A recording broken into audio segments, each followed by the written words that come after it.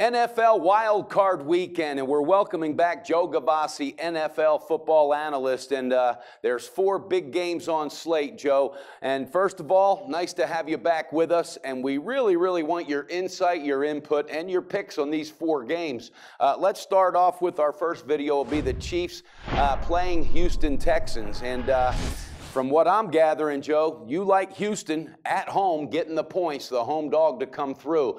And my question, is it because of that stout defense, or do you think offensively they're starting to find some groove? Well, I'm not really sold on the offense quite yet, but the defense certainly is playing very, very well. Just as a backdrop for all 4 games, let's note that it is a very, very rare NFL wildcard round in which the home team is the underdog in all 4 games. So let's look at overall, knowing the fact that NFL wildcard home dogs are 15-6 against the spread. A nice technical factor favoring the home teams if that's who you prefer in these games. In this case, the Houston Texans are the home underdog, and they have had a fantastic finish to the season as quarterback Cousins completed over 70% of his passes in the West Coast offense. Of course, those are mostly shorter throws, which simply are translated into longer runs. Nonetheless, they played extremely good ball down the stretch with a plus 16 turnover margin down the stretch in their final run of 10 games. Must note, however, that Houston did not play a very hard schedule down the stretch, and when they have stepped up against a stronger comp, hasn't been quite as successful. Kansas City, another team on an absolute blitz down the stretch, winning 10 consecutive games.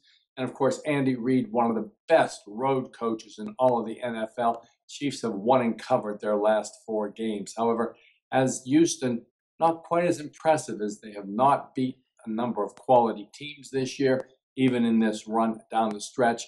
They were outgained for the season, were Kansas City. And incidentally, they did seem to falter against the point spread down the stretch after running off an incredible run there on the 10-game winning streak.